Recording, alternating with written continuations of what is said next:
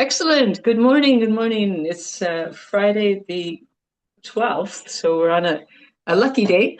And I'm super excited to be having the chance to host this session. My name is Marilyn Smith. I'm founder of the Energy Action Project, and in this context, also the coordinator of Yconic, which is Youth Leading a New Socially Just Era. I'm going to talk a little bit about Yconic, but first I'll just tell you a little bit about what we're doing today. We're part of the new European Bauhaus Festival, and we're going to talk about efficient, affordable housing as a core element of social justice. But first, let me tell you about Yconic. So it's a dynamic wiki-based platform that is helping youth understand the four big forces that are shaping their future. And that includes climate change, the energy transition, digitalization, and social justice. An important part of what we do on the Yconic platform is, if you could just go back for a second, Lisa. Sorry. That's okay. Is that we really help students understand the links between these four forces and also understand that all of them, climate change, energy transition, and digitalization, can either enhance social justice in our worlds and our communities, or they can work against social justice. So it's really important to understand how these forces work together. The other thing that's important about the way the Yconic platform is set up is it recognizes that a lot of teachers in the age group we target, which is 12 to 17, don't really feel comfortable teaching these subjects because they are complex and because they interact with each other. And it's, students have a lot of access to information about these things that may be conflicting information. So the platform has a teachers area where we provide background information and lesson plans. And so one of our goals is to make teachers feel far more confident in the classroom teaching these subjects. So let's go on to the next slide and talk about what is the new European Bauhaus? Some of you may have heard of the Bauhaus movement from decades ago, which was very much about bringing an artistic community together. And the principles of the new European Bauhaus bring that into the work that they're doing. But the idea is that all EU citizens should benefit equally from the buildings we use, the open spaces that we move through, and the neighborhoods that we live in.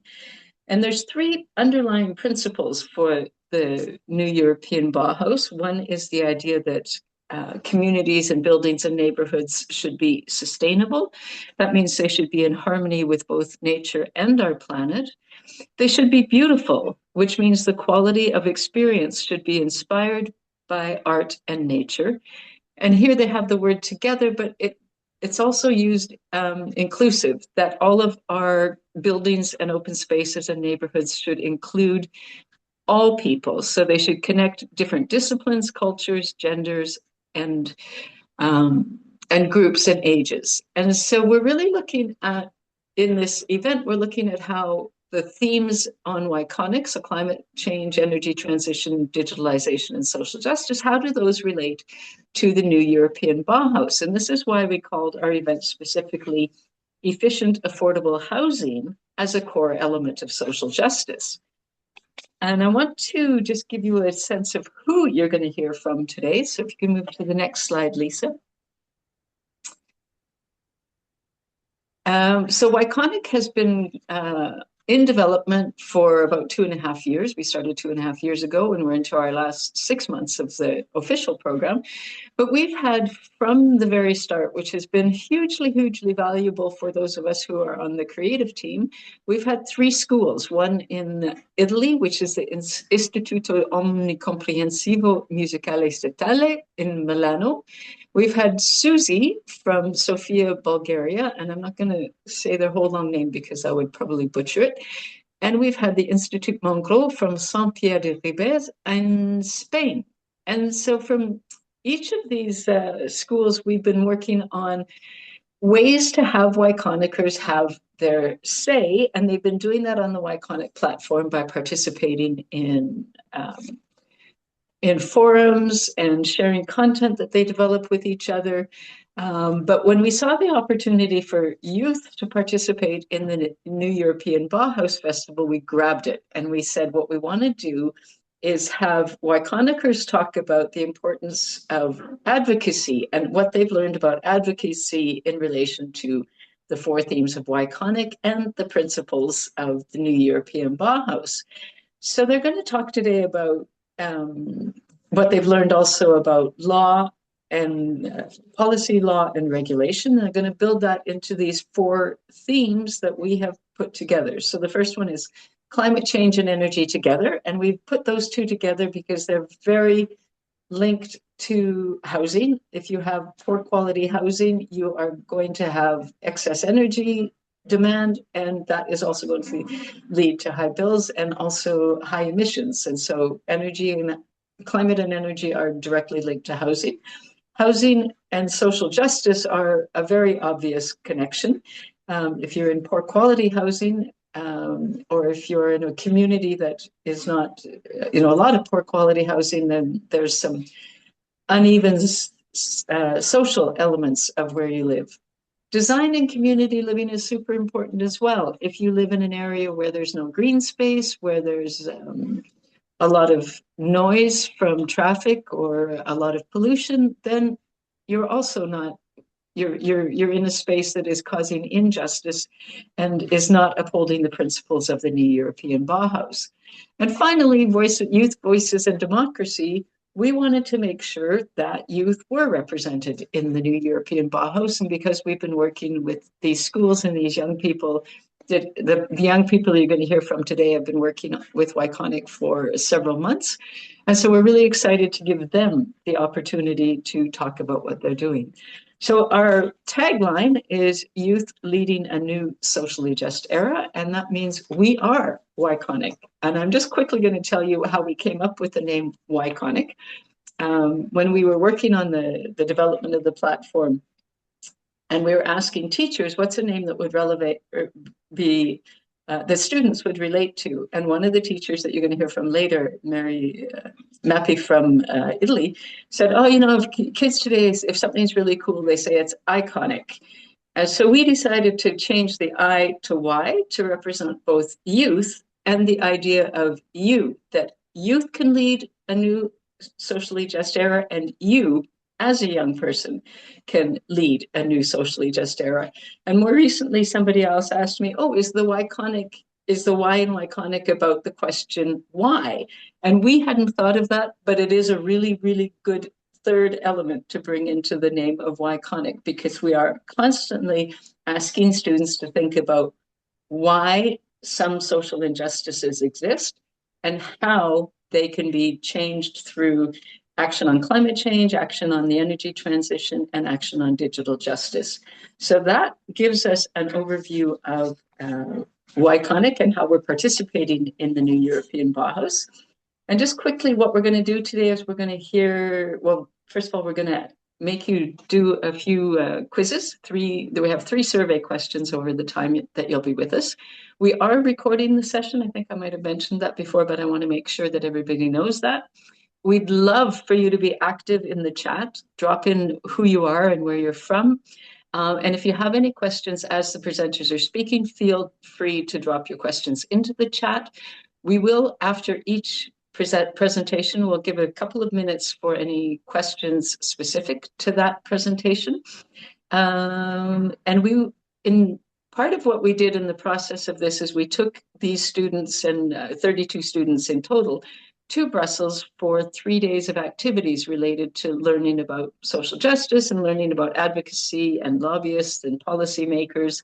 And so today we are very excited to have some of the experts that worked with us in Brussels before are in the room with us, and they are going to give feedback at some specific points. So I'll introduce each of them as they speak, and they can tell us a little bit more about what they do.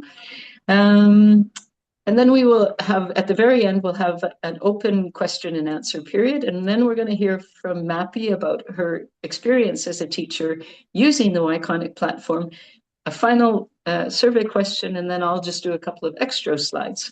So I think we are ready to go with the first survey question.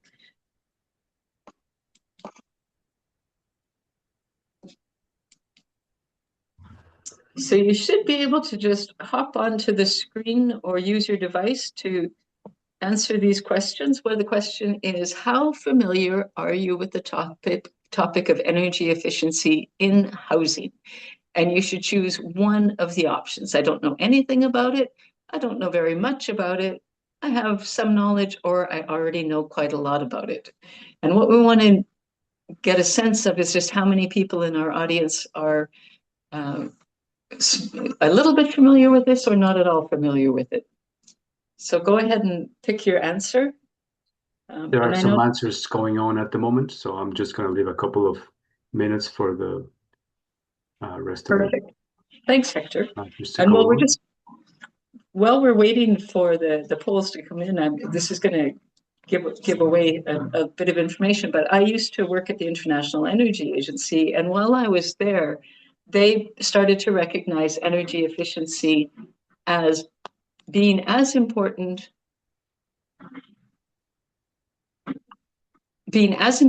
as all of the other energy sources that we rely on. So oil and gas and coal and renewables, they recognize that energy efficiency is part of the energy market, and every unit of energy that we don't use is actually the most valuable, because it means we don't have to generate that energy, we don't have to transport that energy, and we don't have the emissions that come from that energy. So Hector, do you want to?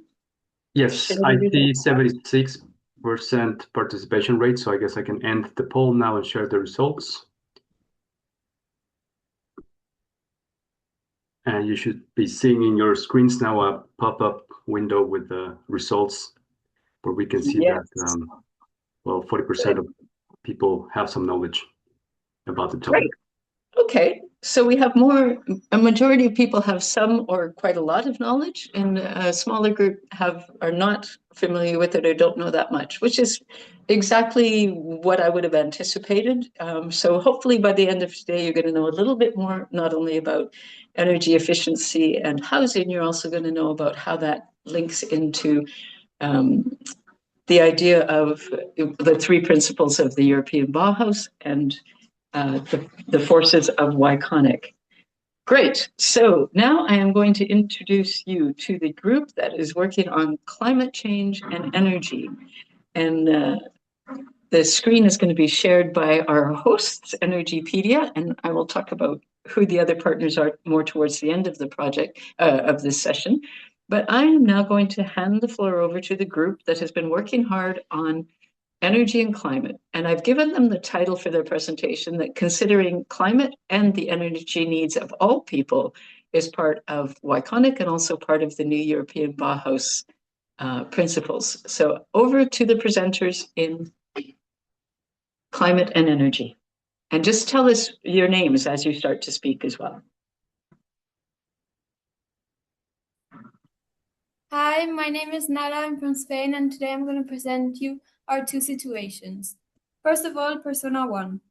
Mercy is 28 years old, and her situation is that because of the war, she had to leave Africa with only 2 suitcases and move to Germany. One of the main problems she faced was the climate difference. In Africa, the weather is much warmer than in Germany. Because of this, Mercy did not understand how to use the heating system, and during the winter she felt extremely cold. Persona 2. An elderly couple, Abdul, 65 years old, and Amina, 62 years old, live in a very low income. Although their house is paid off, they rely on small pensions. Their home is very old and not suitable for comfortable living, as it was originally built for agricultural use and has no insulation. For years, they have coped with the cold by adapting as best as they could, wearing many layers and reusing materials to meet basic needs. Now, living with Amina's elderly mother, they need to improve the house, but they do not trust the government support and lack the digital skills to apply for it. They also have a farm with many animals.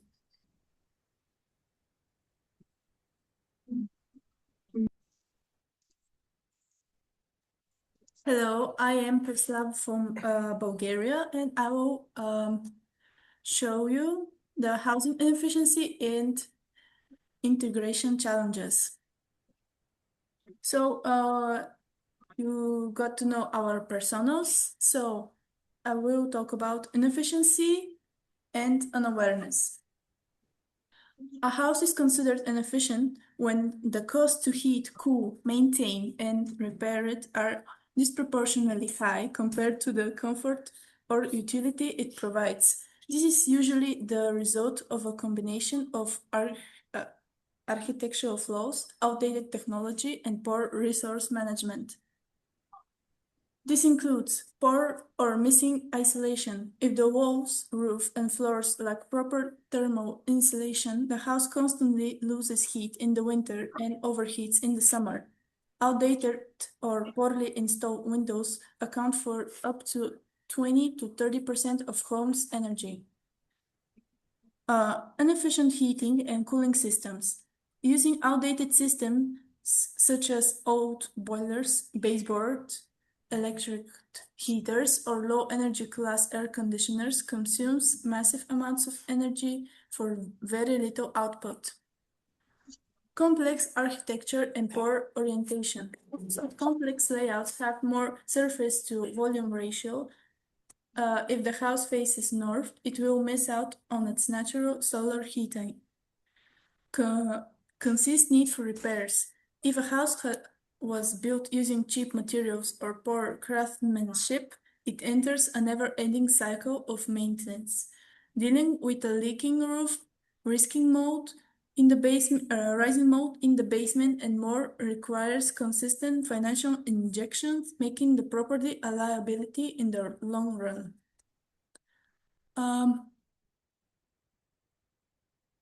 Now I will talk about unawareness.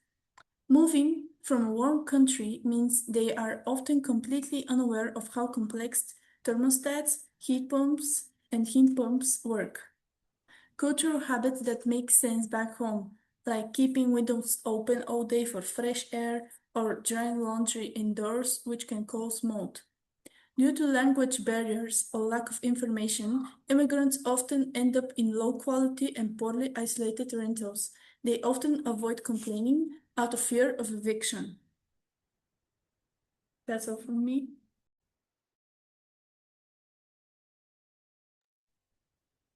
Hi, hello everyone. I'm Giulia from Italy, and I will talk about the solution.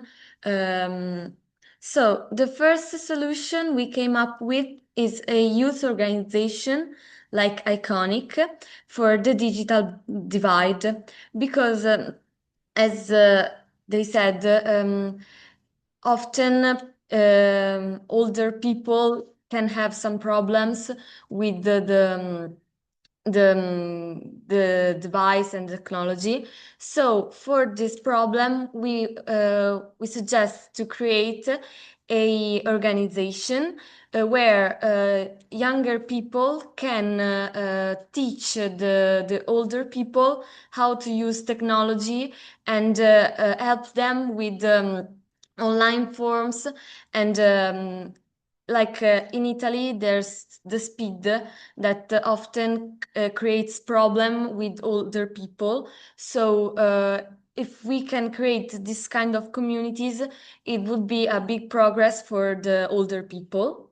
The second solution we came up with is an energy communities. What is an energy communities? We can put some photovoltaic panels on the roof of some buildings, not only where people lives, but even like a pool or a gym where the roof is very it's big, so it can create much energy. And if I at home I have some panels, and when my batteries are all full, I give in a net the extra energy that I create with my panels. But I think this energy goes to a agency where that they sell that, even but we can create these communities where my extra energy can go free for my neighbors and people that needs that energy for free.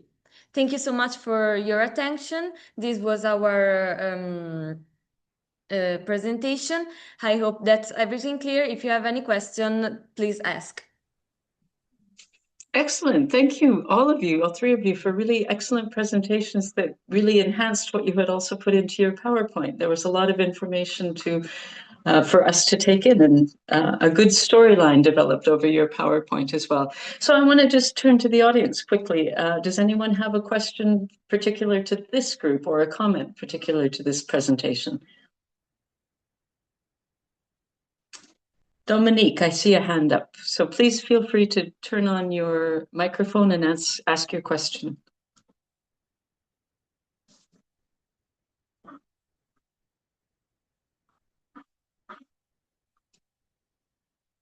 Are you able to turn on your microphone?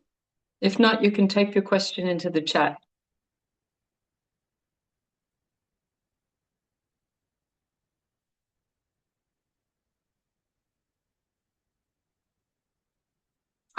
Sorry, it was just a clap for the presentation, which is well deserved.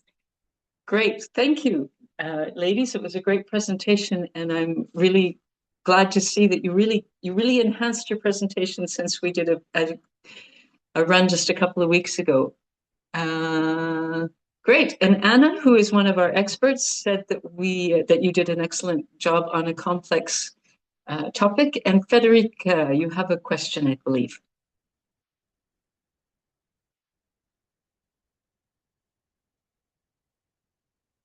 Do you have a question, Federica? Do you want to turn your mic on? There we go.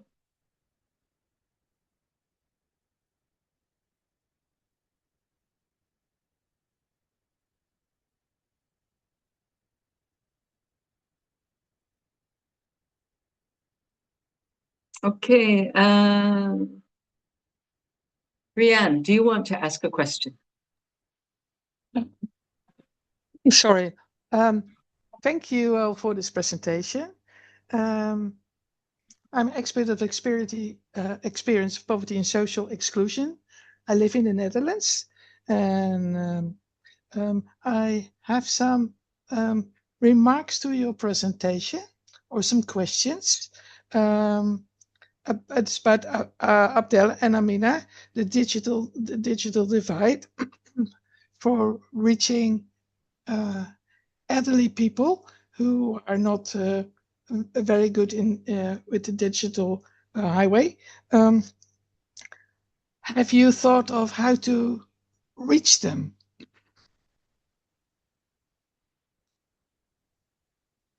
Because it's very easy said, we're going to do it with young people and help them. But there's a step before that, how we're going to reach this group. So that's something you might want to think about. Can I answer the question? Yes, please. Okay. So for my country in Italy, we can see them like in a place that is called Poste, where elderly people goes to have a help when they need some information for some online form or things. So we can go there and like leave a ticket, like for if you need this, if you need help, call this number and we will go to your house and help you. Excellent. I was wondering about here in the Netherlands, people have to go to the library to get some, and that's not for everyone possible. Sorry. And solar panels. You talked about it as well, which is, I think, a really very good point.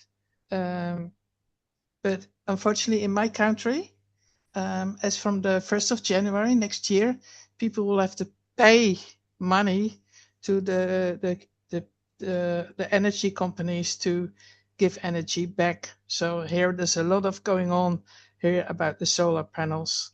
I hope that's not in Italy or Bulgaria the same, because here for now it's not really a solution at this point, unfortunately. I'm going to just jump in for a moment here and say that the situation in France has, as of January 1st of this year, has become completely the opposite. Even renters have the right to put a small solar panel on their balconies or on an exterior wall. And also community energy groups have the right to share their electricity within a 2-kilometer radius and to determine prices at which they will share their electricity. So this changed here as well, because that was before a problem. Sharing electricity wasn't allowed in this country because of the tax. But that very recently this changed. Now we are allowed to share our energy, but still we have the problems with the solar panels. People in rented accommodation getting solar panels, and I know now people refusing them because they are so afraid of the costs they have to pay, which is so sad. Yeah. Okay, Federica, do you have a question too?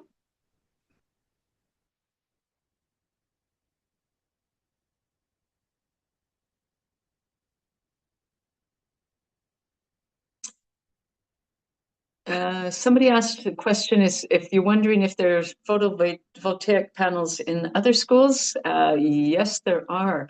And actually, this is another example here in France is there's a group in my neighborhood that puts solar panels on to schools, because schools are big buildings with big roofs, and they share that electricity. They don't give it away for free, but they share it with people in the neighborhood. At present, they're not actually working on any kind of energy poverty system. They're just selling their electricity to local people, and they're actually selling, this is a bit interesting, they're selling a lot of it to the public swimming pool that is right across the street, to reduce the cost of keeping water in the swimming pool warm enough for swimming. So yeah, and Rianne also said that solar panels are often used on big sports facilities. So that it's fairly interesting to see that the opportunity to use renewable energies is changing. And in some places, the policies and the laws and regulations are supporting that. And in other places, as Rianne just said, that it's not working so well. And we just heard from the Bulgarian school that they're putting solar panels onto bus stops in Sofia. So the opportunity to generate electricity, renewable electricity, is just so much bigger than it was 10 years ago or 15 years ago. Not all the policies and laws and regulations are making that useful for people, but it is partly upholding the principles of the new European Bauhaus. It's making our cities more sustainable. Some people might argue that it's making them less beautiful because of all these solar panels on buildings and on roofs and things like that. But it is also a way of being more inclusive if we can get that electricity to people who need electricity for lower prices. Okay, I'm going to move on to the second group. And this group has been looking at the link between housing and social justice, and again, in relation to the principles of the new European Bauhaus. So I am going to hand the floor over to the first presenter in the housing and social justice group. And please, as the others did, introduce yourselves as you go along. Hi, I'm Manuela from Italy.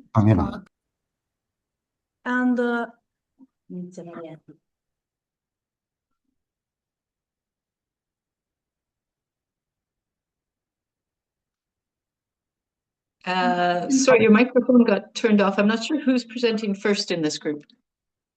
okay, and I present the story of Jacob and Magdalena. Jacob and Magdalena has 25 years old, and they are a couple from Botania in Poland. Their situation helps us to understand what happens when a community depends almost completely on one industry. Their families have worked for generations in a coal mine.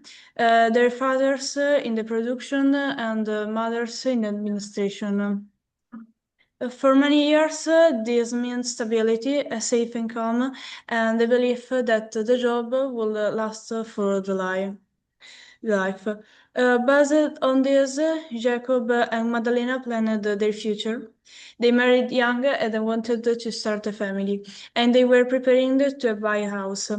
All the plans were built on the idea of stable work. Things changed when the possible closure of the mine was announced. Incomes started to fall, the risk of employment increased, and many workers, including the parent, were pushed into early retirement. For Jacob and Magdalena, this has a clear effect. They can no longer buy a house and they must delay their family plans. Their story show how economic change can quickly create housing security and reduce opportunity for young people.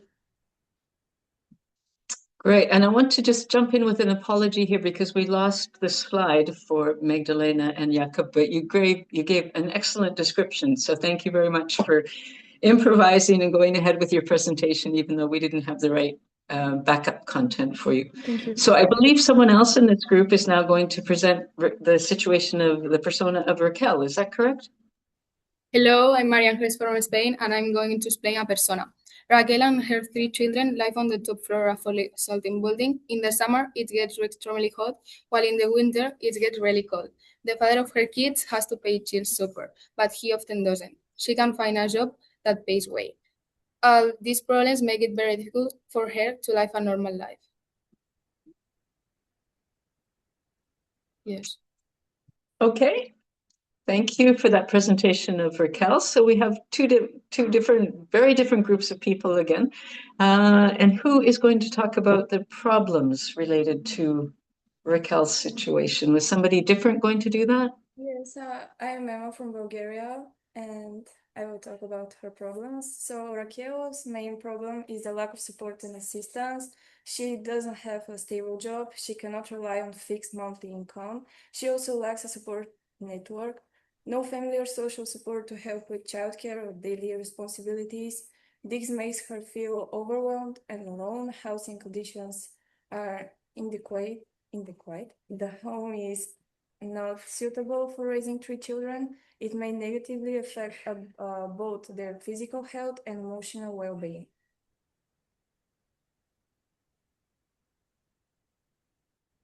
So as it says at the bottom of the slide, Raquel faces obviously, and the same is true of Magdalena and Jakob, a combination of economic, family, and housing problems. And they need help to improve the quality of their life. And eventually with Jakob and Magdalena, if they have a family, to have help with their children.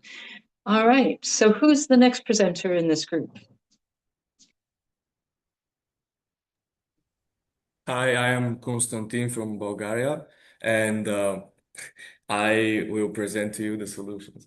So the first one is finding a job. She could look for simple or part-time jobs nearby, like shop work, childcare, or cleaning. This would help her obtain a stable income. She can also ask family or friends for help, or ask for support from people around her. She could ask for help with childcare, or housing support, or even emotional support. The third solution would be lowering rent prices. So governments could introduce rent controls, provide affordable housing, and this would reduce the financial burden. The fourth solution is support for divorced mothers. So the possible measures are financial support, childcare services, employment programs, and all of these measures would help single mothers because they could become more independent. Great. All right, so I'm just going to, is someone prepared to walk us through the conclusions page?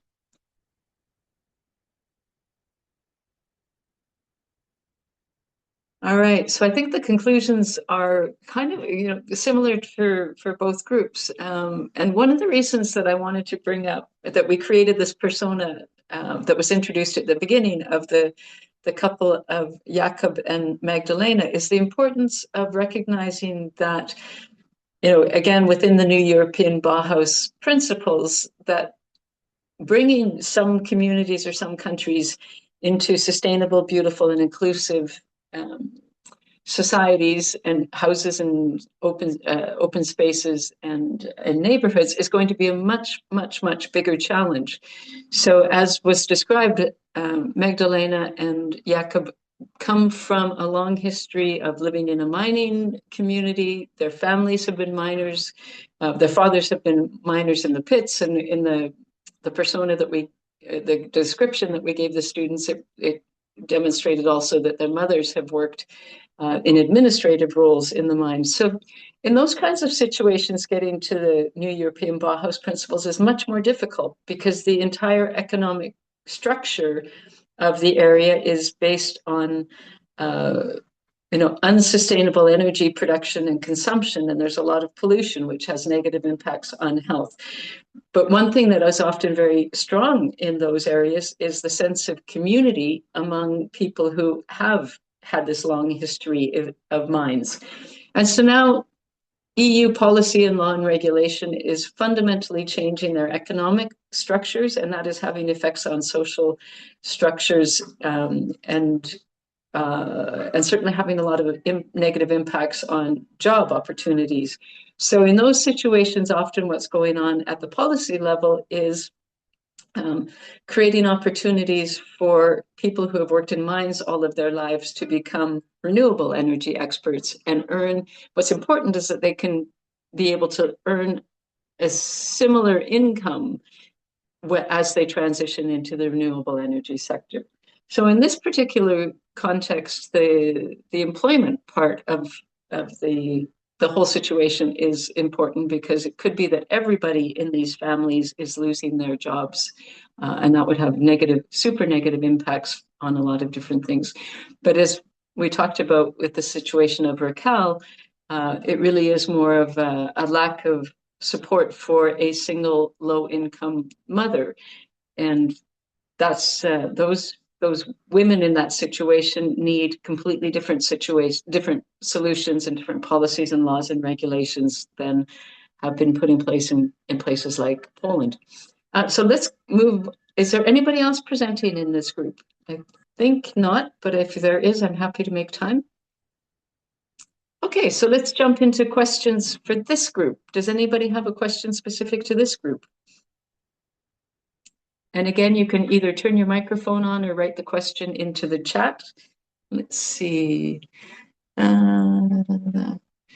Okay, so here we have a comment from Diego Carboni, who is a father of one of the students who's been working on Yconic in the Milan student in IOMS, and he works in renewable energy and environmental sustainability and the energy transition. And he's part of ENGIE, that's leading companies globally to drive the energy transition with very ambitious targets. So congratulations from Diego to all of you.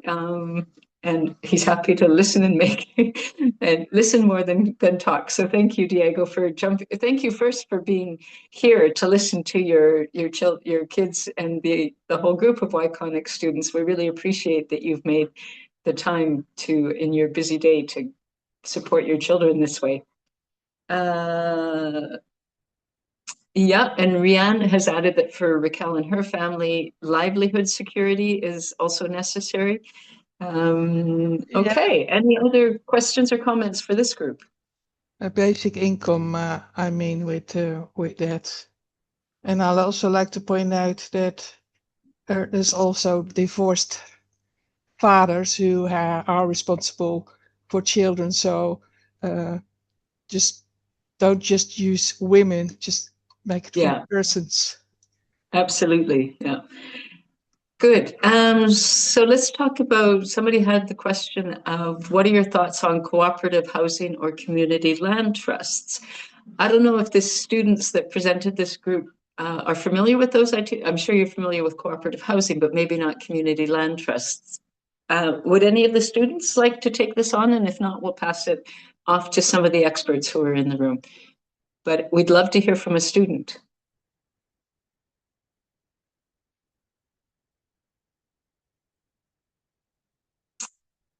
All right. I wonder if, Emily, if you would have anything to say on this? Yeah. Wait, let me turn on my camera. Hey. And Well, just introduce yourself. I was going to yeah. introduce you later, but now I've made you jump in. Yeah, I'm Emily. I'm a senior researcher at BPIE. We are like a policy think tank in Berlin and Brussels, on a climate neutral built environment and a socially fair built environment. So kind of everything that helps buildings to be better service to the people that live in them, as well as climate adaptation in buildings, energy efficiency, etc. And yeah, thanks for presenting. So on this last case, I was thinking. I mean, one of the main points you make is you have it's not only about like it's much more structural, right? Like you can provide an affordable house to someone that doesn't solve many other problems this person is facing. And I think that's a very good point to make because, for example, we work with energy poverty, right? People that pay a certain share of their income for energy. But then you get these buildings, especially in Central Eastern Europe, where you have maybe 100 flats, so these really big high-rise buildings, where you have some people that are, or like the building might not be very efficient, so everyone in the building might pay a lot of money from their income on that. But some people, they are well otherwise, and some people are really not. But now, if you engage people to talk about a renovation, everyone has to agree. But people have very different, despite everyone paying a lot, people have very different conditions. Some might work a lot because they have to make ends meet. Some might be better well off. And so, in your strategy to engage people, I think with some of you, we talked already about one-stop shops or like citizen offices to kind of, improve the situation of people living in these buildings by renovating them.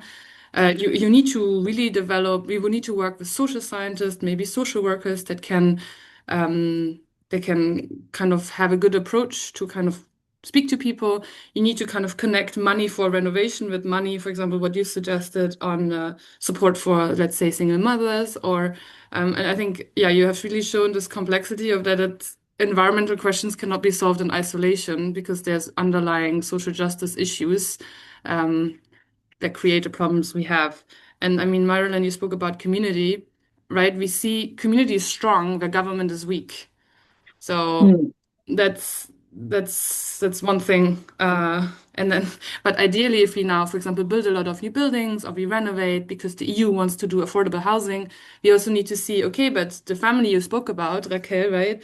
She also needs maybe a space where she meets her neighbors, who then she can become friends with, and then they support her with her kid or whatever. And for that, you don't only need a big building with apartment, but you need maybe a community room downstairs or a garden and I think it's really important that if we solve the affordable housing crisis, that we see that we're trying to solve more than one problem and that the future of how we live together needs to be thought along. Yeah. Thanks, Emily. Those are really good inputs. And I was just also thinking, as you were speaking about cooperative housing and community land trusts, one of the things that often underpins whether you're eligible for subsidies to renovate, whether it's your own home or the kind of 100 apartment building that Emily was just talking about, ownership is often a fundamental element. And so in cooperative housing, or maybe if there's a community land trust, then maybe within that, even if you're not the owner of your flat, maybe you're part of the ownership structure of the building, and then that creates more of an opportunity to be eligible for subsidies and for renovation strategies. And I'm not an expert on this in any way, but those are just thoughts that were going through my mind as this came up. Does anybody else have a comment or question for this particular group? How can divorced women become independent with the help of rescue centers? Yeah, you're right, we didn't get to that. It's a really big struggle. And I'm going to just talk a little bit about another project that I have been doing in my neighborhood called Women in Solidarity for Energy, where we have been working with women that are very much like Raquel, single women with who are solely responsible for managing their household resources at any age group. So students or young single mothers, elderly women. We've also worked with some divorced women as well. And one of the things that we've really done is help them understand their energy rights and who is responsible for upholding their energy rights and who they can go to when someone is not upholding their energy rights. So just as an example, in my neighborhood, we have helped women as they're going through the divorce process, change who their energy supplier is so that past energy debt that their ex-husband was responsible for remains in their name, and they start their new life as a single mother with a fresh slate with a new energy supplier, and they manage energy consumption and the energy bills. And that's a very empowering moment for those women to no longer be facing debt because their ex-husband didn't pay bills. So yeah, we really need to work a lot with these women. We're going to do a survey question in a moment that is very relevant to this. Marianne, you also said that Foundation for Homeowners in Apartments, and when 70% of homeowners agree with the renovation, it can go forward if there's funding. Yeah, and this is every month. They pay every month into a community bank account for repairs for the apartment. Great. And I know that in some countries or some specific buildings, it's been very difficult to get to 70% of people agreeing to it. So they have renegotiated that number, and it's basically 51%. As soon as you get a basic majority, you can go ahead with renovation works. But again, this is very much a case-by-case basis, and it reflects local laws or national laws. But certainly across everything that the EU is doing in relation to a just clean energy transition, these kinds of questions are coming up, and more policies are being rolled out and experimented with, and some have already been rolled out and proven not effective, so they're being replaced by hopefully policies that will be more effective. But it's very context based. And sorry, there was one more comment that just popped up about women being reluctant to go to rescue centers out of fear of losing their children. That is absolutely true. It's also true that these kinds of women self-isolate a lot, and they will not let any social service worker or anybody from an NGO come into their homes because they don't want anyone to see the actual conditions they're living in, because they also are afraid of their children being taken away. So that speaks again to another level of complexity in these situations, where if you're living in poor quality housing and have low income and have high energy bills, it becomes a super precarious situation, and you probably don't want anybody to know how difficult your situation really is. So those are the types of people. And again, as Rianne said, it's whether it's a man or a woman in that situation with young children, it's a very fearful situation. And this is why we also need to think about community and inclusiveness, so that these type of people know that there's other, whether it's just neighbors or experts or social workers in the community that are there to help them and take care of the whole range of their needs. And it's often very different people that can help in one specific aspect versus another aspect, but we do need solidarity and sustainability and inclusiveness. All right, I'm going to hand it back over to Hector for the next. Did you have anything else you want to say at this point, Rianne? No? Okay, so I'm going to hand it back over to Hector, and he's going to give us another survey question that is super relevant to the discussion we've just been having. So go ahead, Hector.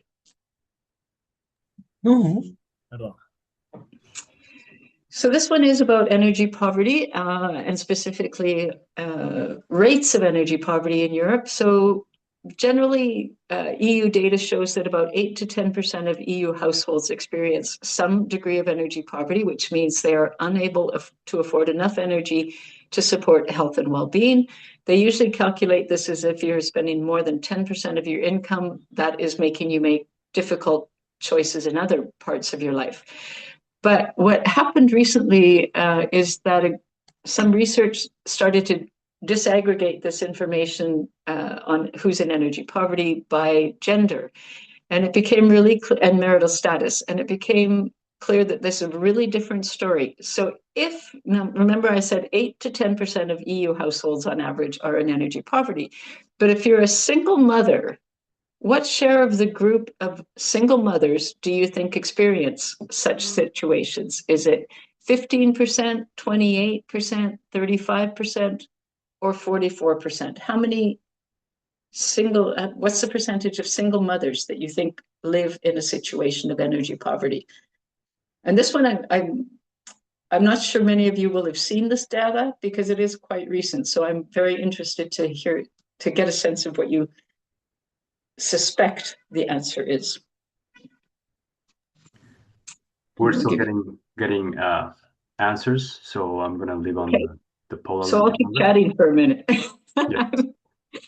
Yeah. And this data was really what prompted a group of us. There's 9 partners in the Women in Solidarity for Energy project. When we saw this data, we said, wow, we've known about this 8 to 10% of households for a very long time. And this is the data that policymakers are typically using to make decisions on tackling energy poverty. But it was really clear that the rate is higher than we expected. And we also recognized through the WISE project that women single mothers have very different needs than the average household in energy poverty. How's the responses going here? All right, so it was 34% response rate, and I'm going to share the results now.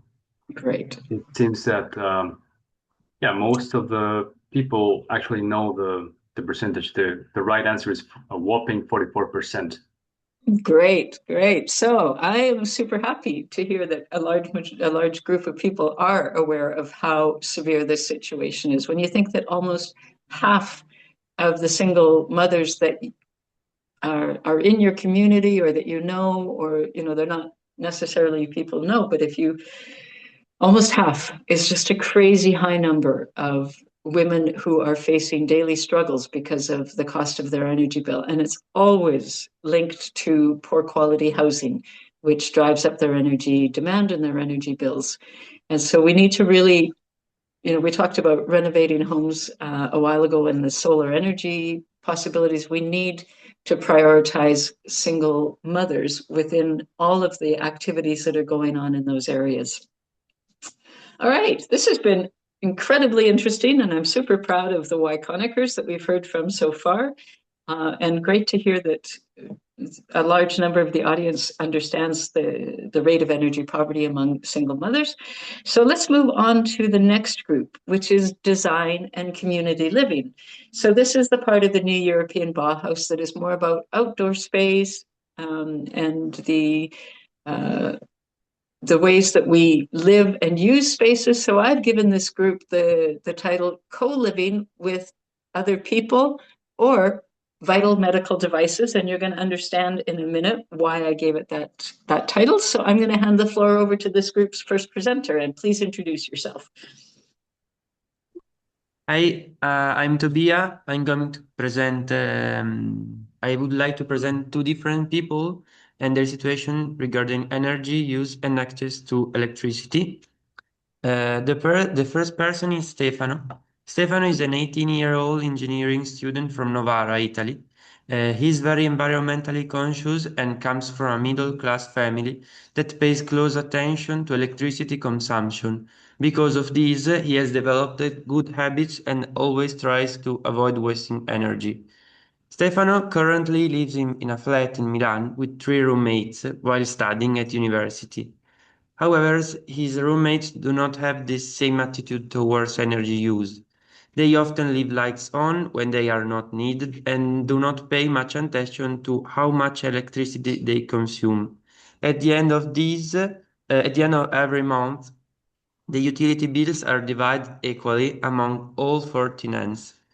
This means that Stefano pays the same amount as his roommates, even though he uses much less electricity.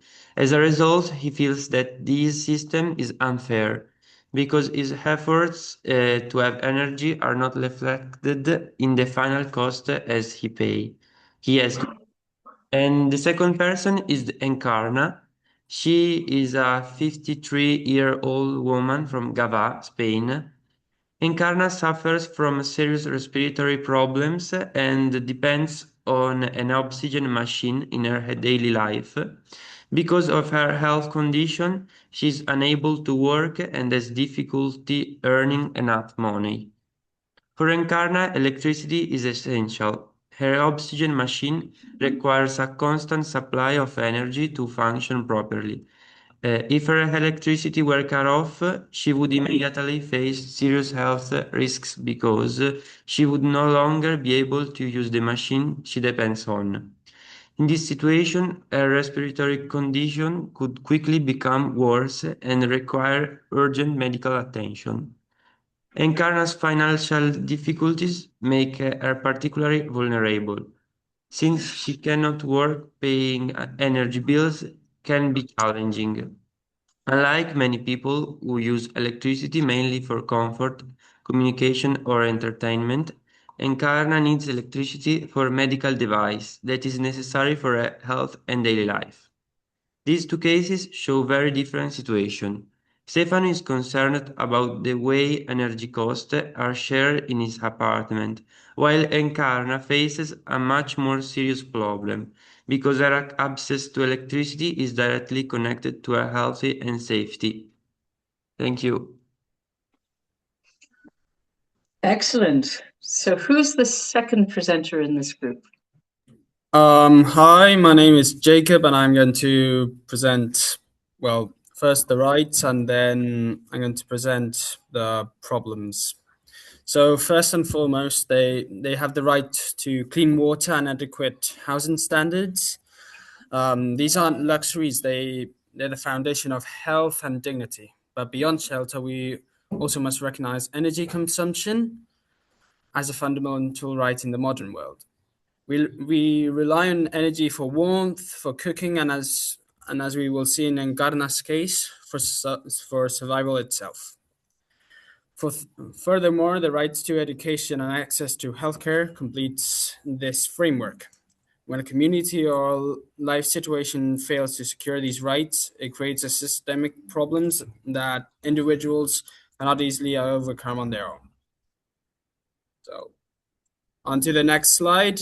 We will see two distinct types of energy related crises. One caused by collective waste and the other by systemic and physical vulnerability. Let's start with Stefano.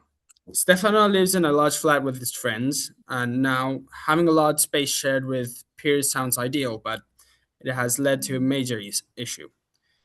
His flatmates waste a massive amount of energy. They constantly leave lights on in empty rooms and neglect basic conservation habits. The real conflict comes at the end of the month. The utility bills are simply split into 4 equal parts. For Stefano, this is incredibly unfair. He's actively paying for the careless consumption habits of others, draining his own financial resources because there's no accountability or awareness within his household. On the other side of the spectrum, we have Encarna, whose situation is far more severe and deeply tied to healthcare. Encarna suffers from chronic respiratory problems. Because of her health condition, her mobility is extremely limited. She cannot walk easily, which severely restricts her ability to work and make money. Because she cannot earn a steady income, she faces a compounding crisis. She cannot pay her basic utility bills, and this isn't just about sitting in the dark. For Encarna, a lack of funds means she is unable to access and pay for the electricity required to run her medical oxygen machine.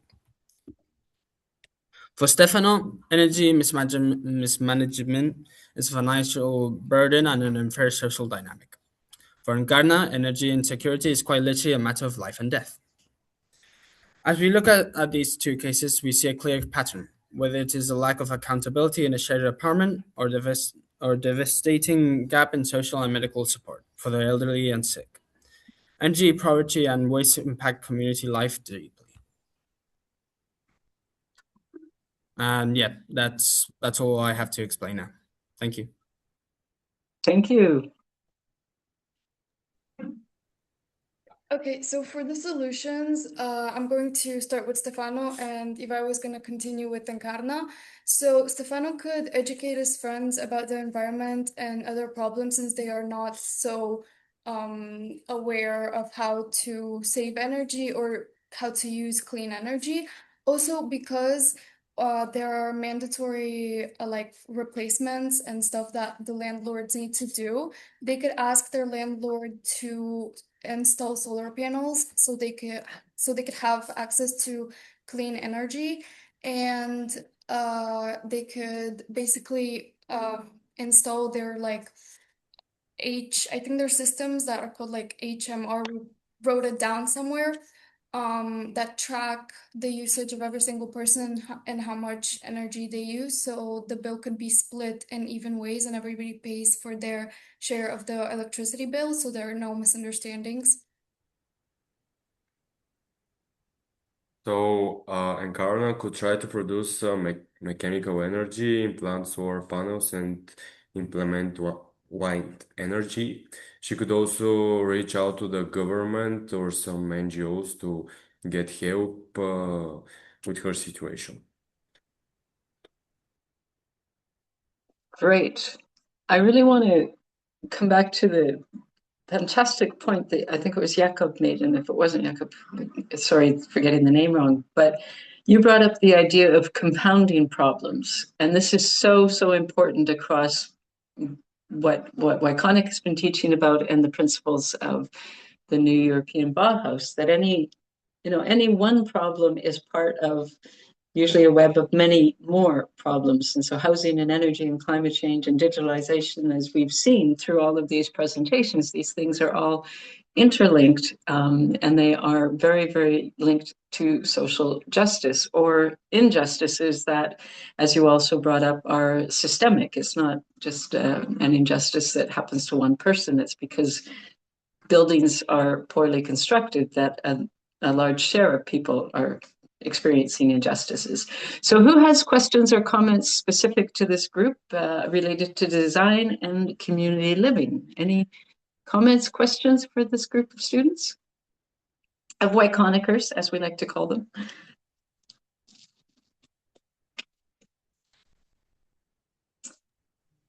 I'm going to take the opportunity to ask a question here. And let's think about, I want to go back to the question of Stefano. Did you think about how he might bring up this situation with his roommates? What might he try to say to them about their negative energy habits to try to make the situation better? Or how might he try to negotiate a different way to split the energy bills? Did anybody kind of think through that process? So if I remember correctly, we said that we were going to so like they would have a kind of intervention about explaining how everyone can maybe pitch in a bit of money if they have more financial gains. Also basically wait, concienciar. To make conscience about their energy consumption, and basically the basic things like turn off the lights when you go out of the room. Just simple things, because simple everyday habits can change a lot. Great. So And go ahead, Rianne. He could also make a presentation and lecture them. That's what we talked about in the group back in Brussels. Like the same way that his parents explained to him why it's important to be conscious of your energy spending and how it's better for the planet and for you overall, he could do that same thing to his friends.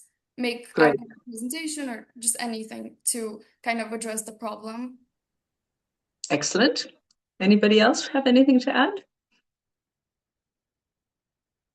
I know that there are a couple of questions, but I'm going to make one comment back to you as well. And I think the point you just brought up in your response, Jakob, was really interesting about the question of different income levels among these 4 students.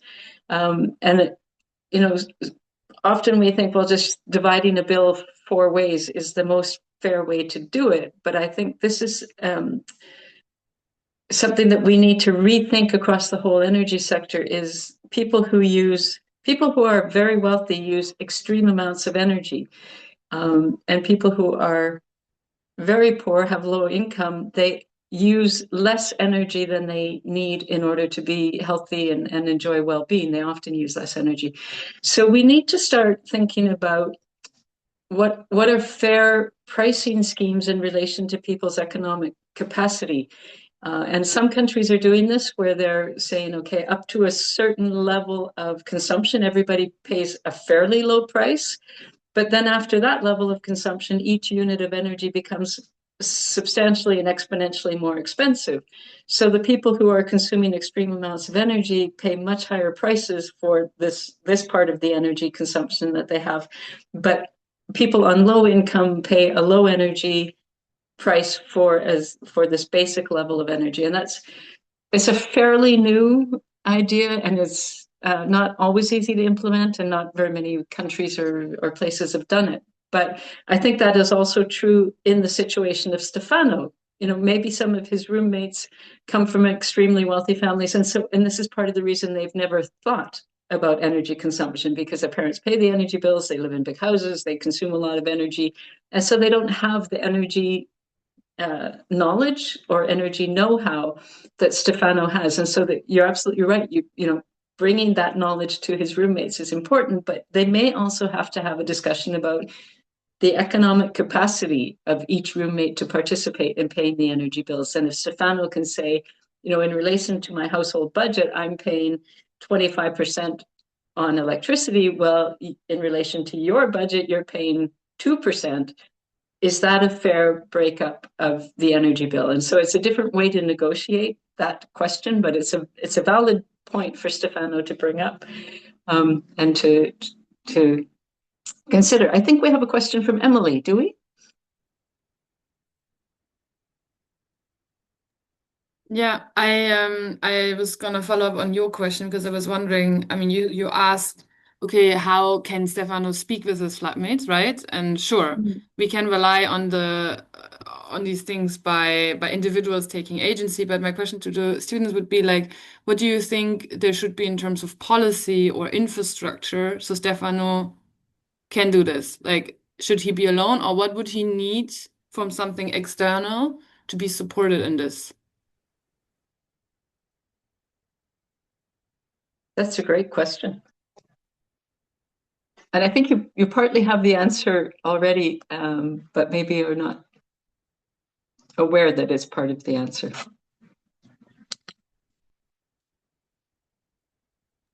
Yeah, I guess it could be information, like cool infographics or...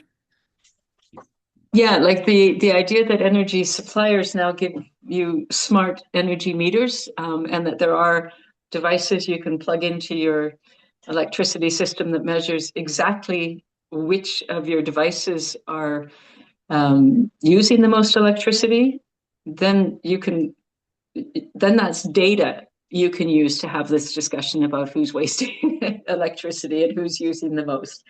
And so, yeah, I think those kinds of it's one thing for Stefano to have a conversation about how great it is to be energy conscious and more conscious of the planet. But if his roommates truly don't care about that, then having data to show the different energy consumption patterns is maybe going to build his case a little more effectively. Did you have anything else in mind, Emily, when you asked this question? No, I work on this, but so we have answers, but I was curious from a more student perspective. I mean, you had so many great ideas to see if there's anything maybe I did not yet think of. But I have these big questions around how do we engage people in their home? You know, how would Stefan receive this information? I think in one of the Baltic countries, they added a phone number on the energy bill, and it changed massively the conversation because people called and were like, well, I don't get what's on this bill. Can you explain it to me? And then that's one way, but I don't think it's the most efficient way for Stefano. So I was just curious if there was more ideas for like, you know, what to put money on as a public authority or what strategy to help people like Stefano. But yeah, if you have no idea, that's totally fair. There's a reason it's unsolved. So would any of the students like to respond to Emily?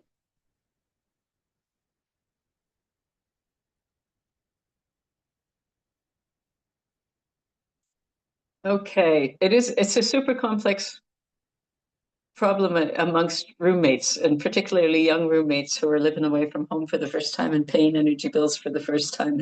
And, you know, we know of situations like this where there's 4 people sharing a flat, and the person who's responsible for taking the cash and paying the energy bill hasn't done it. And then they all get cut off. Their electricity gets completely cut off. And that is a situation of extreme unfairness on the part of one roommate, making everybody else's lives a bit hellish.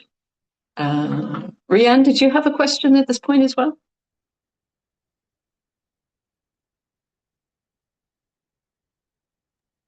Sorry. No, I have a remark about these students. I've spoken to students in the Netherlands, and they had the opposite as this case, that they were watching each other like hawks with using electricity, sitting with coats on the dining table and keeping an eye on like, oh, you're 1 minute too long under the shower, which didn't help to create a nice atmosphere. So it caused a lot of stress and harsh words. So that's the opposite.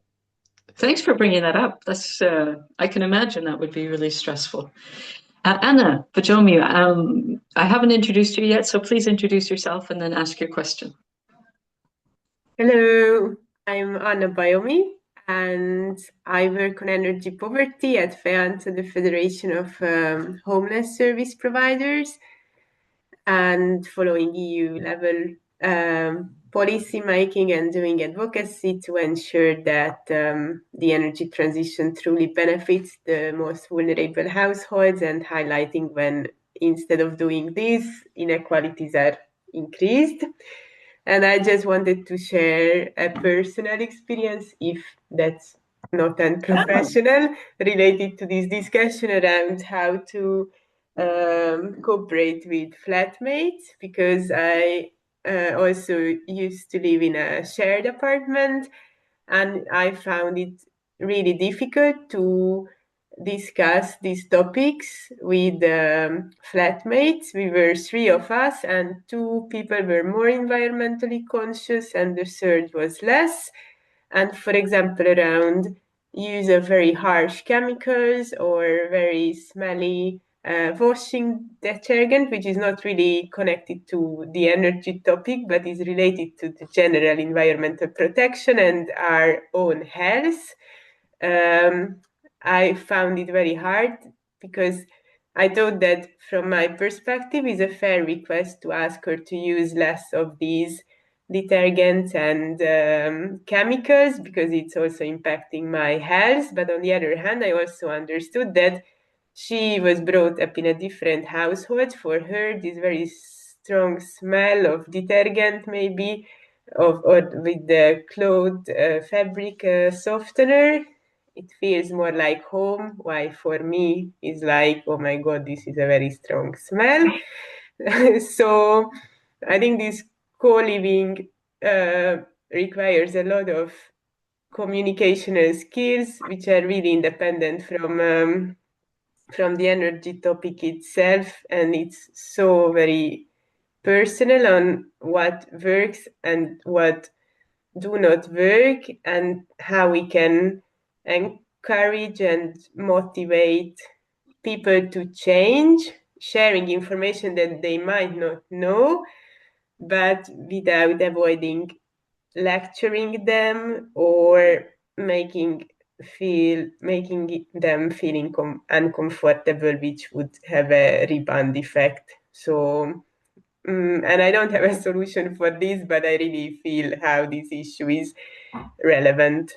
And maybe to Emily's question, maybe we just need better interpersonal skills, and that's what we need for resolving these issues. Those are great points, Anna, that, you know, and for the students, the Yconickers, you know, it's not going to be that many years until you're in these situations where you have to negotiate these kinds of things. And so I hope that the Yconic platform also has an area where young people learn different communication skills, and it's more about public communication, but we hope that in the process of that, you're also learning how to just express your ideas more clearly and to use data to, as I said before, to use data to make your point and help people to understand. And I think one of the things that has changed in my own thinking in the last, I would say the last 5 years, you know, there's a lot of talk around energy literacy, that we need people to understand energy better. And I, for many years, just thought of that as one element. You know, energy literacy is the phrase that a lot of people use. And a few years ago, I was working on a different project, and one of the researchers was very adamant about talking about the difference between energy knowledge and energy know-how. And I've really picked that up. And the idea is that energy knowledge is that you know about energy systems, you know about your energy bill, you have the capacity to understand how the energy system works and how that trickles down onto your energy bill. But energy know-how is much more about how do I use energy every day, and how does my use of energy every day impact energy demand and climate change and emissions and all of those things. And this is one of the areas that ENACT itself is really interested in working on, is how can we convey to people that you can learn better energy habits and adopt better energy habits without lecturing people, because people respond negatively to being lectured. So we have a series of energy saving tips that we've been sharing some of them, but we're going to share more on social media, that are actually quite fun, because we want people to think, oh, you know, I need to be responsible and do energy efficiency. It's no, I need to do energy efficiency because it makes sense. You know, yes, it's good for the planet and it's good for people, but it's also just a smart thing to do.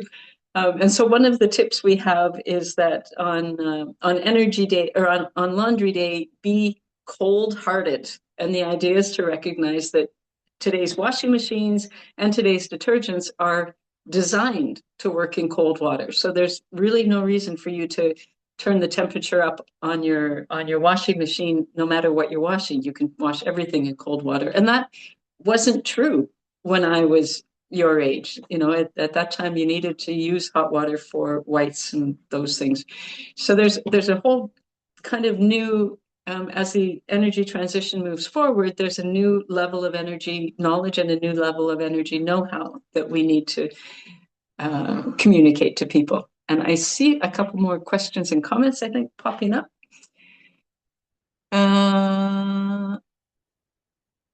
Yes, so this is Emily, I think, has written this, that in relation to the Sustainable Development Goals, there's also inner development goals, a framework that tries to complement the SDGs with a guide for inner skills and changes we need. So there's a link there. Thank you, Emily, for sharing that. And Rianne has also added that an energy help network in the Netherlands is organized by environmental knowledge groups. And so there's a lot of opportunity for, as I said, building both energy knowledge and energy know-how. All right, we're going to move on to our last group, which is youth voices and democracy. And this is very much sort of the group that we're most excited to have within the European Bauhaus, because we don't think there's very many young people presenting in the NEB activities. And so here, the title of this presentation is Young People's Voices Can Change the World. So over to the fourth group for your presentation. Hi, hello, it's really nice to meet you again. Thanks for having us. We are the Yconic team for Youth and Democracy. Today, I will do a quick introduction. Today, the main speakers are me, Vladislava from Bulgaria, from 138 school. We have Nancy from Spain, Institute Montcos, and Letizia from Italy, from school Liceo Verdi for Milano. I will be explaining to you our personas, their problems, and the solutions we have prepared for them. Back in Brussels, we were divided into two teams. The first persona is Mercy, an African woman that moved to Germany. She will be explained to you by Letizia in a second. And then for the second team, we have Milena, an elderly woman from Bulgaria, from a Bulgarian village, and she'll be explained to you by Nancy. Thanks. Good morning, everyone. My name is Letizia, and I'm joining you from Italy today. It is a pleasure to be here to discuss how we as young people can drive meaningful change in sustainability and social justice. Today, I would like to introduce you Mercy. Mercy is an African woman who recently immigrated to Germany and is currently living in social housing. Her story highlights the real everyday challenges that many immigrants face when trying to rebuild their lives. During her journey, Mercy has encountered significant obstacles. First of all, she is particular in difficulty during the winter because she saw that she's struggling with cold and energy costs. But also integration has been incredibly difficult due to profound cultural differences and a lack of familiarity with German culture and societal norms. Second, she faces severe economic hardships. Finding a job has proven to be a major hurdle. And as a result, she struggles to earn enough money to cover basic living expenses, such as utility bills and groceries. Mercy's situation is a clear example of where social justice needs to be turned into action. Faced with these challenges, our team thought about how young people can truly make a difference and help people like Mercy to find real solutions. We believe action should be taken on these main fronts. It will be highly effective to create associations and join the one that exists already, dedicated to helping newcomers connect with their new cultural community. By fostering socialization, we can help them integrate smoothly and feel safe asking for support. We propose organizing charity festivals. These events would not only raise funds to provide direct financial support for Mercy's essential expenses, but also bring the community together. We need openly discuss human rights, finally, to emphasize their crucial importance. Social justice cannot exist if we take these rights for granted. In conclusion, by combining community support, financial solidarity, and human rights advocacy, we can ensure that no one is left behind. Thank you very much for your attention.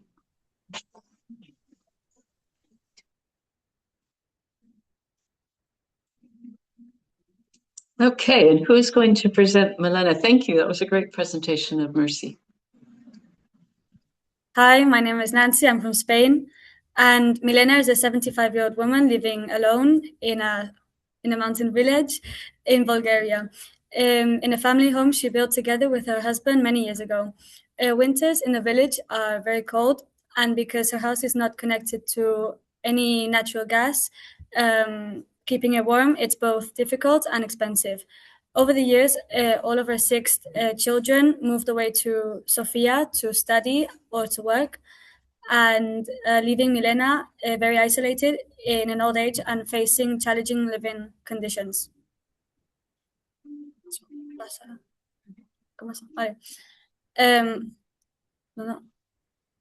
Problems. Problems that she has is that her house is not insulated, not connected to gas grid, and not connected to any electricity grid. She is an older woman and she lives alone as her husband passed away. Some solutions that we found. Some solutions that we found was to insulate her house, install solar panels. She can join social clubs and do visits to reduce loneliness. That's it. Thank you. Great, thank you. And here, So now this, oh, great. sorry, Go ahead. for the policy law and regulation slide, we have for policy rights, equality, and solidarity, facilitation of people, of young people associations. For law, we have laws that already exist and they must be applied in globally. Every region should have the possibility and infrastructure to gather young people together so they can help others. Every city or region should have received or should receive money from central government to build structures and create associations of young people. Great. We have a conclusion. We haven't had slide. I just talk it out. And so for the conclusions and their common solutions that we talked back in Brussels. So Milena and Mercy come from very different backgrounds, but they share many of the same problems. Both women experience loneliness, difficulties to adapting to their environment, and challenges in their daily lives. Milena mostly struggles with isolation and poor living conditions in Bulgaria, while Mercy faces cultural differences, technology, and finding her place in Germany. Their common solutions are creating or joining associations, organizing charity festivals, socializing and joining clubs, and also talking about human rights through meetings and community activities. These actions can help people like them feel supported, included, and less alone. Their stories show the importance of solidarity, education, and community support for people facing difficult situations around the world. Thanks again. This was the Yconic team for Youth and Democracy. Great. All 3 of you did excellent presentations. Thank you very much. So we're going to open the floor again to questions specific to this group, but at this point we're starting to get towards the end of our time together. So if there's a question that you have for this group or for any other group, please feel free to either again raise your hand or pop it into the chat, or just turn your microphone on and share your question with us.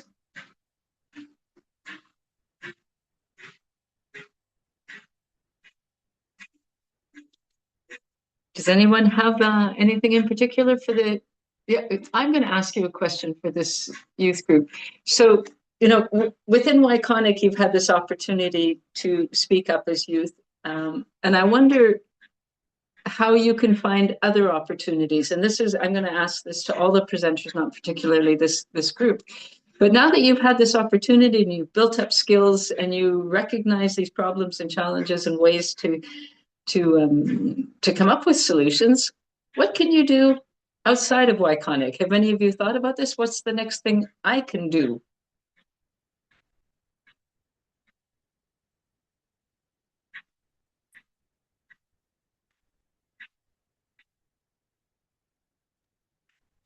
Oh, I think your mic is off.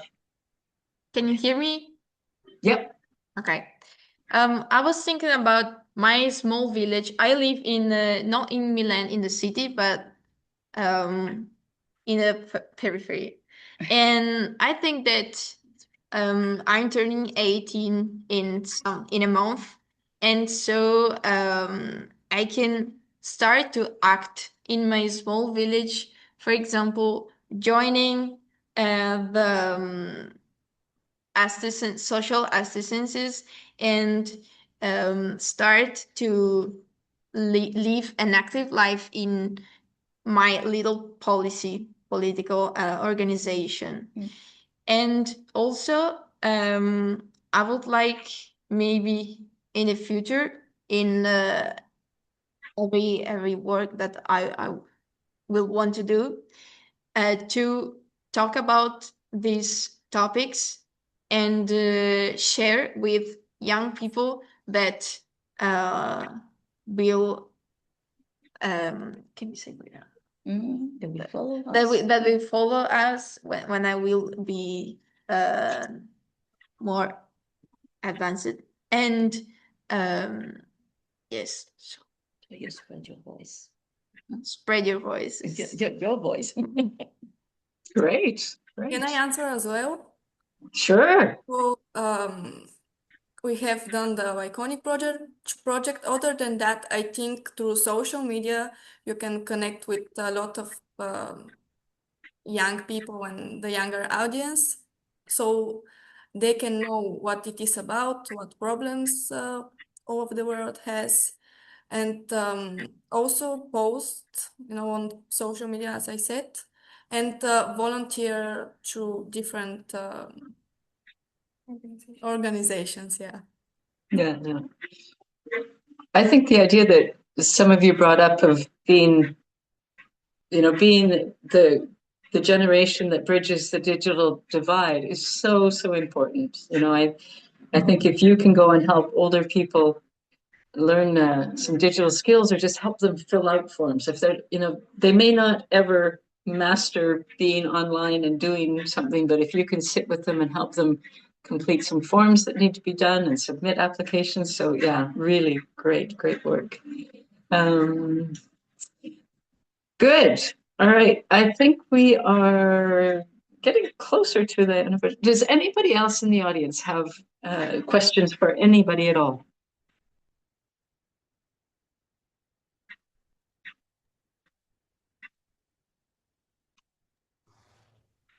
I see Go ahead. Anna and Emily raised their hands.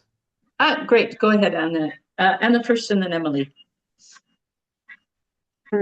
I have a very specific question to the Bulgarian group, and I wanted to ask how this lady is heating her home, because I missed that part. You mentioned that it's expensive, and she's not connected to the grid, so I was wondering what she's using. Can you repeat the first part of the question? Because I didn't hear. So, sorry, for the Bulgarian lady, what kind of heating method she's using? How is she heating her home? If she lives in a rural area where she's not connected to the gas grid, what is she using to heat her home? I think before isolating her house, as we said, she might have used wood, and just fired it up in the fireplace. But after she has renewed and done her house, she probably uses, as a lot of older people use, it's called heaters, or we call them ovens, but they're small ones, and they connect to electricity. Okay. Thank you. Emily, did you have a question as well?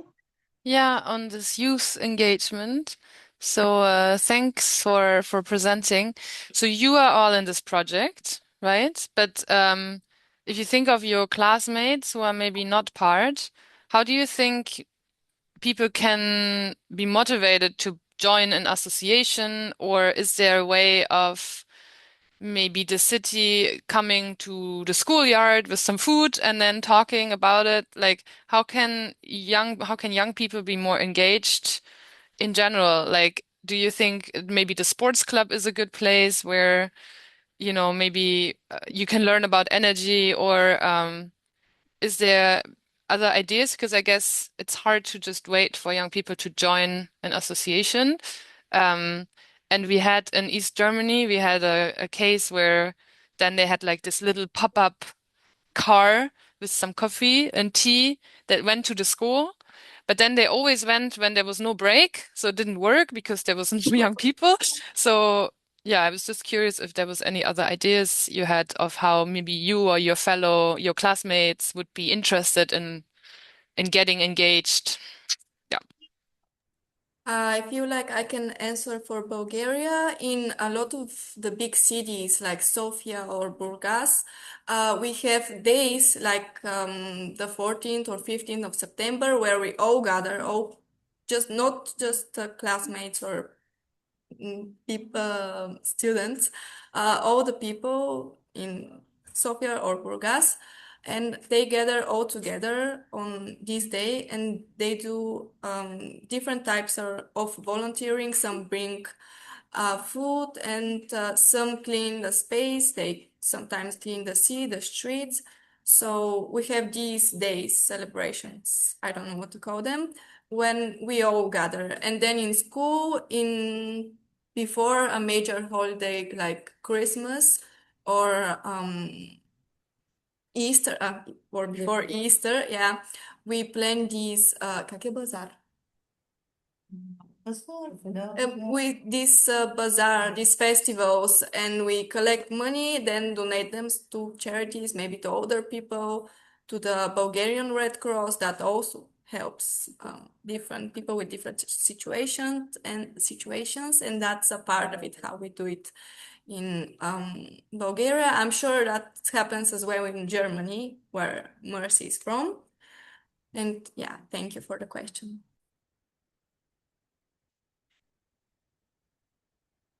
Does anybody else want to jump in on this question of how you can engage more people like you? Also, in Italy, we have different volunteering centers where a lot of young students join in, and we can also start to organize new events. Basically, also out of our school, there is a common place, and we can talk about these topics and invite our friends, our classmates, and also students from other school in Milan, and not only. So I think that the most important thing is talk about it and share with more people as possible. Great, great. We have a question from another Emily, who is actually an intern with Enact, and she's not able to turn her microphone on, but she asked me to pose this question. I could answer the questions. Great. Honestly, about Milena, nothing surprised me while researching her problems and solutions, because that's a very common thing in Bulgarian villages. I feel like really my grandmother is a lot like her, except in the winter she comes to Sofia where it's warm. So maybe I think from my personal view, the solutions were really interesting, like how we could help her. I didn't know that if the school had solar panels, we can transfer the electricity energy. Yeah, so I think mostly that's it. Okay, great. I want to just see if anybody else wants to jump in on this question, not necessarily what you've been doing for this particular event, but what you've been doing on Yconic over a period of many months. What have you learned that has really surprised you? What have you in the research you've done or the reading you've done, and I want to also just compliment all of you for creating amazing content throughout the time you've been on working on Yconic. But what are some of the things that have really surprised you or changed the way you think and behave? I think that the thing that surprised me most of all is that even if we come from different places and different cultures, we have the same problems, and we can find the same solutions. So it's really helpful to talk with other people from other countries, like the project that we did, Yconic. It was really fun and involving, because talking with students from other countries, you can discuss about the same problems and also see and know about what are the differences, but most of all are similarities. Right. Add So something this- about Milena Yeah. and elderly people in Bulgaria. My teacher just said to me, I didn't know about that, but if they have less money and less income, the country gives out like wood for them to light up a fireplace in the winter when it's really cold. Yeah, I just wanted to add it in case somebody wondered. Right. Anybody else have a general comment? And this, from the groups that presented earlier, we're also happy to hear from you if there's something in particular that stood out to you while you were working on these presentations or on anything related to Yconic. By the way, the Bulgarians, I really like your Yconic banner. Nice. Thanks. I want to just draw your attention to, if you haven't seen it, there's another comment from Diego that is really, really important as well. It's the idea that if you're using solar energy for part of your electricity, you need to fundamentally change how you use electricity. And I can give you a really concrete example. Right now, my electricity supplier, it is a renewable electricity company, but it's through the grid that I get my electricity. And so my electricity price drops at 9 p.m. because that's when the big part of electricity demand falls off. And so I never, ever turn my washing machine on before 9 p.m. And usually I wait to do laundry on the weekends because it's even cheaper on weekends. But if I was putting a solar panel on my balcony and generating some of my own electricity, probably what I'd want to do is laundry in the middle of the day on a sunny day when my solar panel is generating that electricity, because if I don't use that electricity, it's of no value to me. So there's this, again, an energy knowledge and an energy know-how aspect of switching to renewables that we need to educate people about. So yeah, thank you for bringing up that point, Diego, that shifting to renewables is going to mean we're going to have to shift some of our behaviors.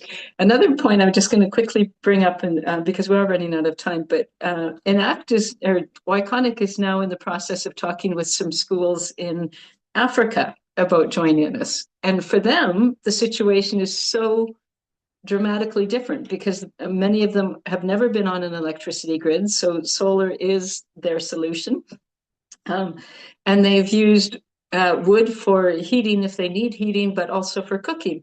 And so there's going to be a totally different group of students joining Yconic, and you're going to learn different things from them and hear different problems. It's still going to be connected to energy and climate change and digitalization and social justice, but the problems are going to be quite different. And we're really excited about those groups joining. And we've been talking with one group in Nigeria. It's called Youth for a Just Energy Transition. And one of the things they've prompted kids to do is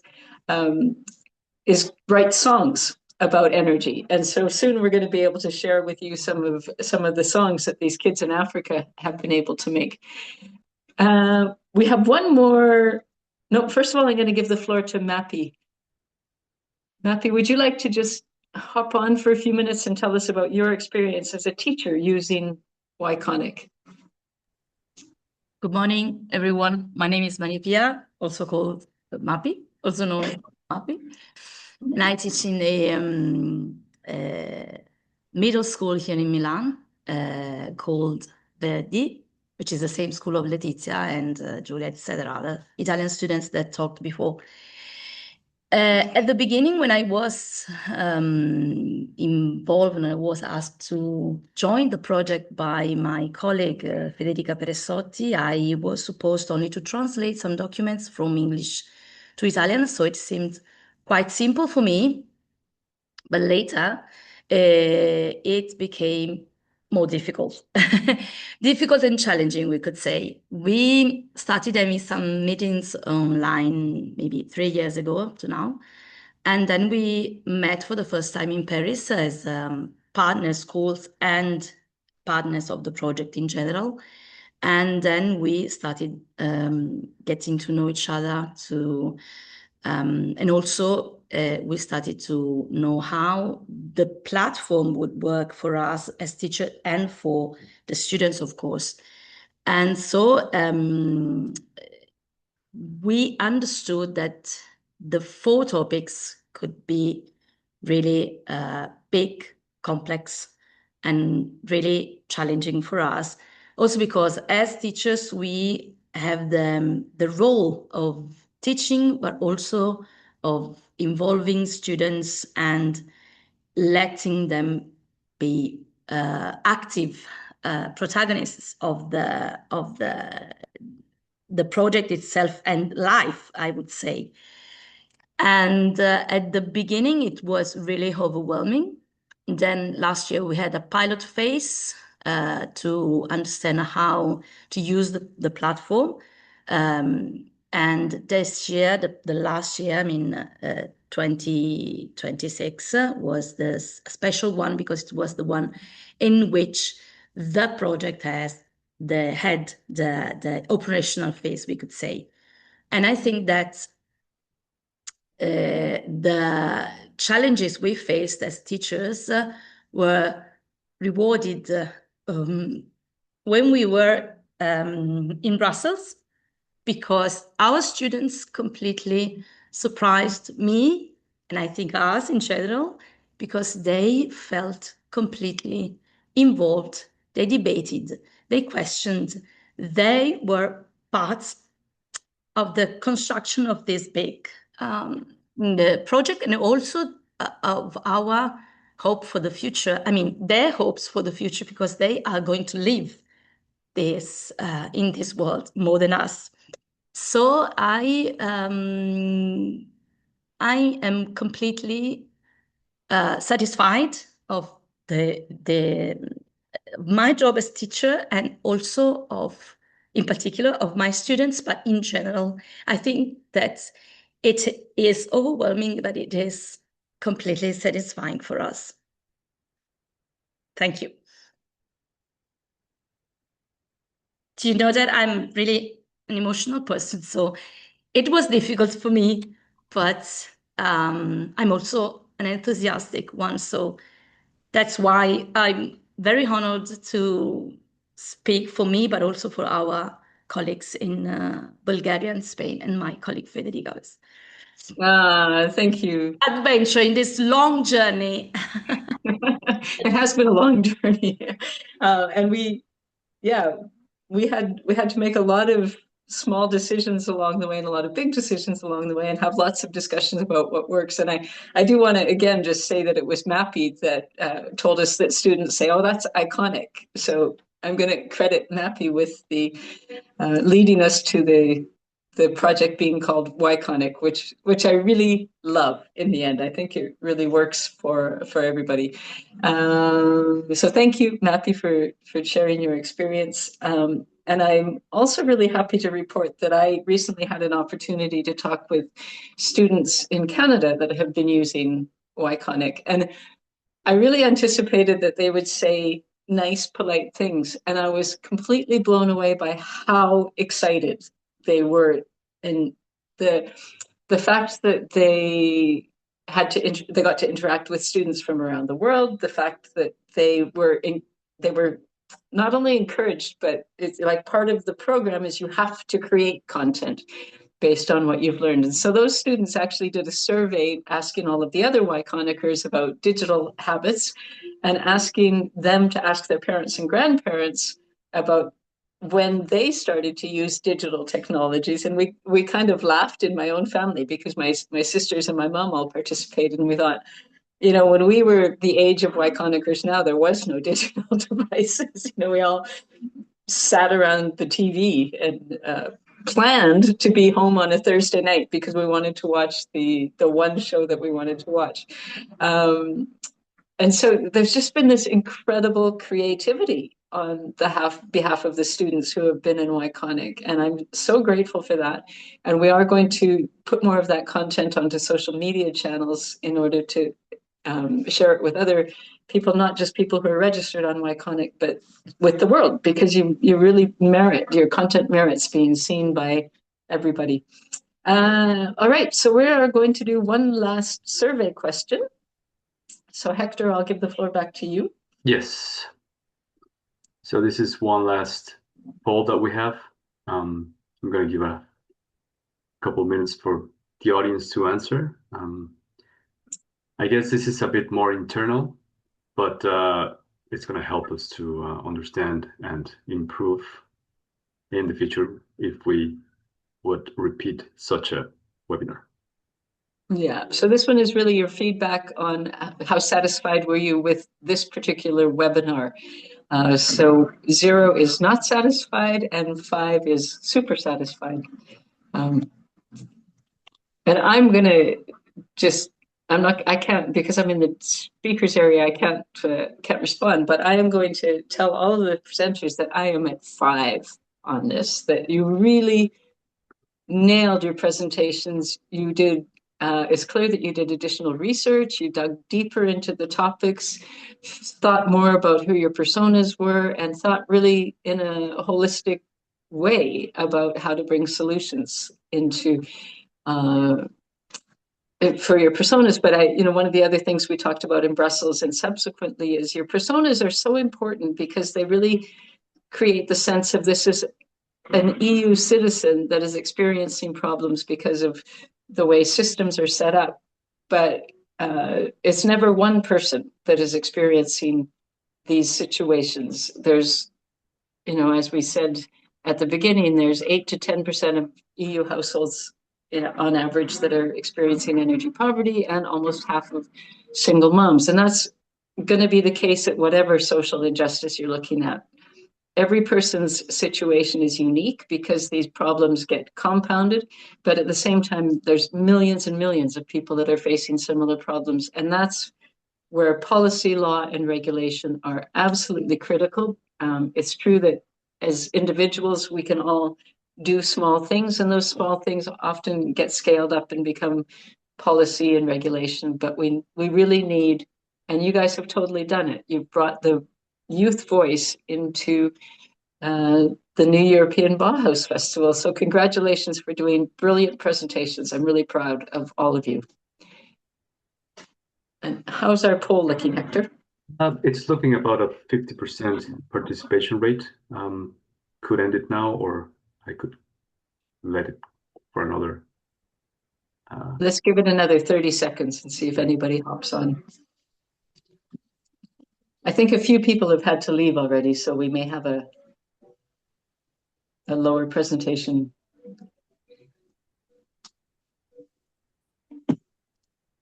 Okay, do you want to go ahead and reveal? Yep. All right, I'm going to share the results now.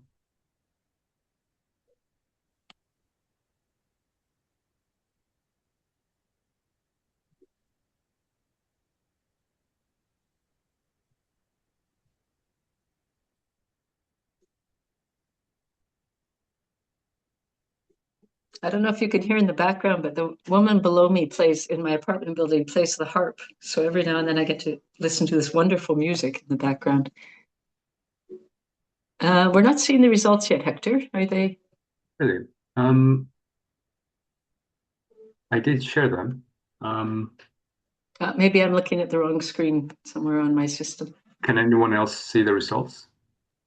Yes, I can see them. Okay. Okay. Okay, so there's some weird glitch going on in my system. Okay, So overall, it's positive, but we will keep this in the records for our own internal analysis and improvement in the future, but it's positive. Great. Good. All right. So Lisa, can you put up my last little couple of slides? We just want to come back to you and talk a little bit more about Yconic and how people can become involved in it. So as I said, Yconic is growing. This little map shows the participating schools at the moment. So we have Bulgaria, Italy, and Spain, Canada as well, as I said, and we have a few students in India who have joined us.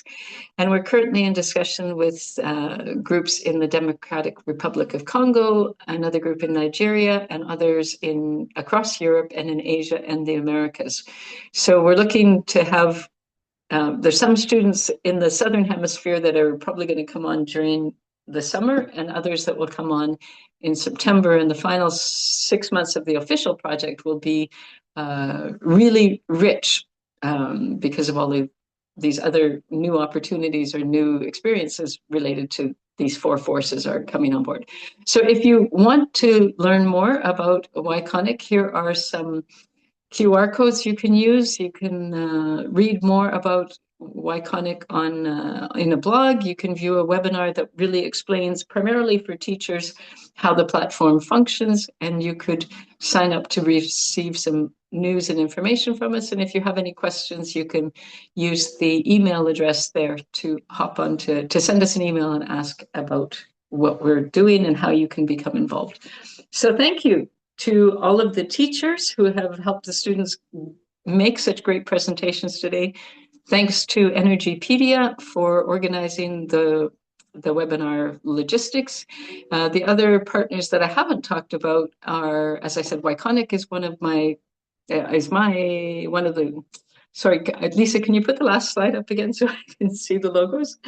I'm not sure, or maybe it just disappeared. But we have the Fondazione AEM in Italy is one of our partners. We also have Engineers Without Borders in Spain, which I'm not going to try to say in Spanish.